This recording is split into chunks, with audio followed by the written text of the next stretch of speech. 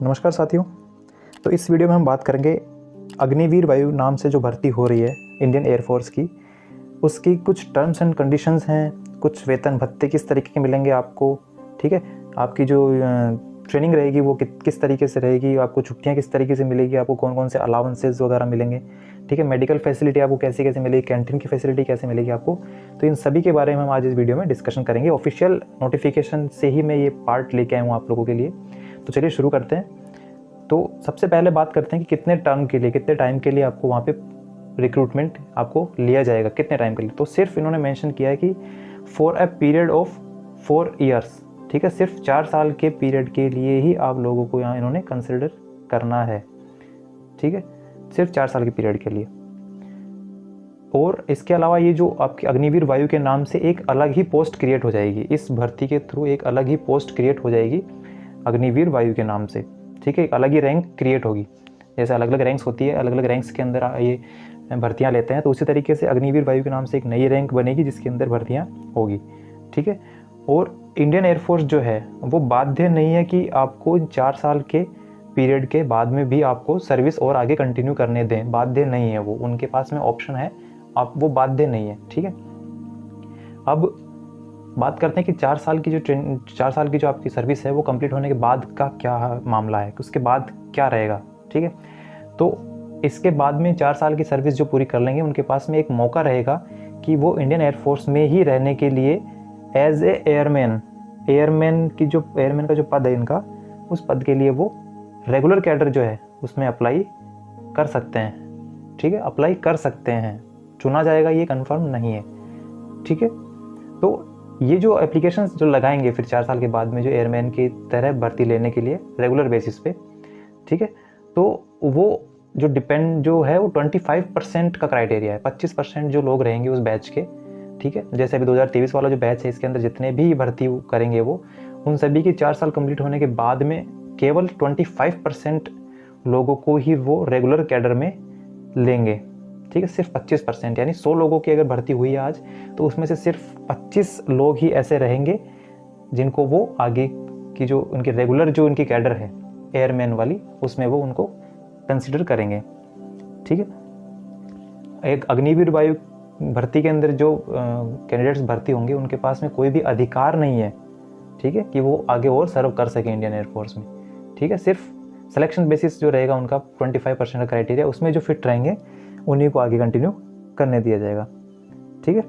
इसके बाद हम बात करते हैं कि जो एम्प्लॉयबिलिटी है, ठीक है, वो किस तरीके से है, ठीक है। तो ये है कि इंडियन एयरफोर्स के जो अधिकारी हैं, ठीक है, या जो सिलेक्शन बोर्ड है उनका, उसके ऊपर टोटली डिपेंडेंट है ये कि वो किस तरीके की ड्यूटी इनको देंगे और कहाँ ड्यूटी इनको देंगे, ठीक है।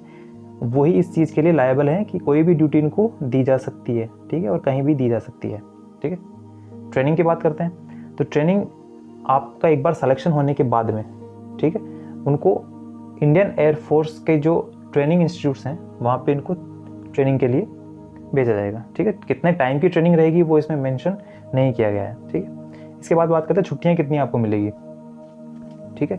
तो 4 साल का जो आपका एंगेजमेंट पीरियड रहेगा, 4 साल का जो आपका अनुबंध रहेगा एक तरीके से इंडियन एयरफोर्स के साथ में, ठीक है, तो उसमें आपको वार्षिक 30 दिन की आपको छुट्टियाँ मिलेगी, वार्षिक लीव, ठीक है, 30 दिन की, जिनको अपन CL कह सकते हैं एक तरीके से, ठीक है। तो 30 CL आपको मिलेगी, ठीक है। इसके अलावा सिक लीव यानी बीमार होने पे आपको छुट्टी मिलेगी, लेकिन उसका क्राइटेरिया नहीं है फिक्स कि 2 मिलेगी, 10 मिलेगी या 20 मिलेगी। वो वहाँ का जो मेडिकल बोर्ड है या फिर जो मेडिकल हॉस्पिटल्स हैं जो इंडियन एयरफोर्स के, वहाँ के जो डॉक्टर्स आपको प्रेस्क्राइब करेंगे कि इनको 2 दिन की लीव ठीक रहेगी, 5 दिन का रेस्ट ठीक रहेगा इनको, बेस्ड ऑन योर कंडीशन, ठीक है, उसके हिसाब से आपको छुट्टियाँ मिलेगी। इसके बाद बात करते हैं मेडिकल और CSD फैसिलिटी की, ठीक है।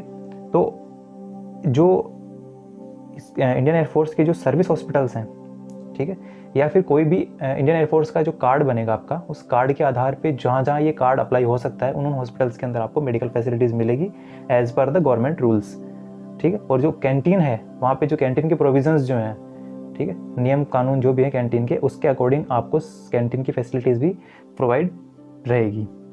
इसके बाद बात करते हैं पे, अलाउंसेज और एडिशनल क्या क्या आपके पास में बेनिफिट मिलेंगे आपको अलग से, ठीक है। तो जो भी इस रिक्रूटमेंट के थ्रू भर्ती होंगे उन सभी कैंडिडेट्स को इनिशियल स्टार्टिंग में जो पैकेज रहेगा उनका रहेगा 30,000 रुपये पर मंथ, मासिक रूप से उनको 30,000 रुपये मिलेंगे, ठीक है।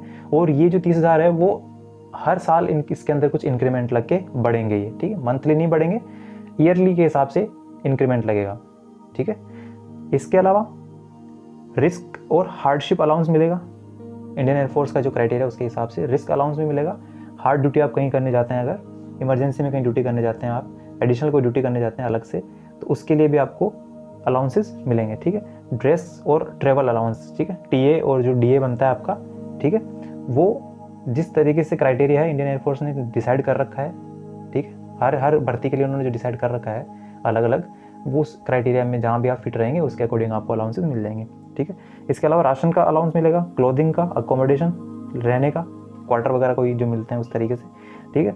और लीव ट्रेवल कंसेशन, यानी आप छुट्टी पे जा रहे हैं, ठीक है, तो उसके उस वक्त भी आपको कंसेशन जो मिलता है, छूट जो मिलती है किराए वगैरह में, वो भी आपको मिलेगी, जो भी इंडियन एयरफोर्स के रूल्स हैं उसके अकॉर्डिंग। नेक्स्ट बात करते हैं इसके जो इसका सेवा निधि पैकेज के नाम से इन्होंने जो आपको सैलरी देने का जो उन्होंने डिसाइड किया है वो क्या चीज़ है, ठीक है। सेवा निधि पैकेज, ठीक है। पहले क्या होता था, पेंशन के तौर पे एक साथ आपको लमसम अमाउंट दे दिया जाता था रिटायरमेंट के वक्त, या फिर पेंशन की तरह आपको अमाउंट चलते रहता था आपका हर महीने। इस बार इन्होंने क्या किया है, इसको नाम बदल के उसको इन्होंने दे दिया सेवा निधि पैकेज। यानी जब रिटायरमेंट, एक तरीके से रिटायरमेंट नहीं कह सकते उसको, 4 साल बाद जब आप सर्विस छोड़ के आएंगे अपनी, जो 25% क्राइटेरिया में नहीं आएंगे, बाकी जो बचे हुए 75% है, उन लोगों को किस तरीके से कितना अमाउंट पे करेंगे वो इसमें बताया गया है। उसको उन्होंने नाम दिया है सेवा निधि, ठीक है। जो कि आपके मंथली आपने जो कंट्रीब्यूशन किया है, आपकी सैलरी में से जो आपने कंट्रीब्यूशन किया है, और उसमें गवर्नमेंट ऑफ इंडिया ने उसके अंदर और एडिशन किया आप ही के बराबर, उन दोनों का जो एडिशन रहेगा 4 साल बाद में वो आपको मिलेगा। इसको इस तरीके से समझ सकते हैं, फर्स्ट ईयर के अंदर आपको 30,000 रुपये पर मंथ मिलेंगे, ठीक है।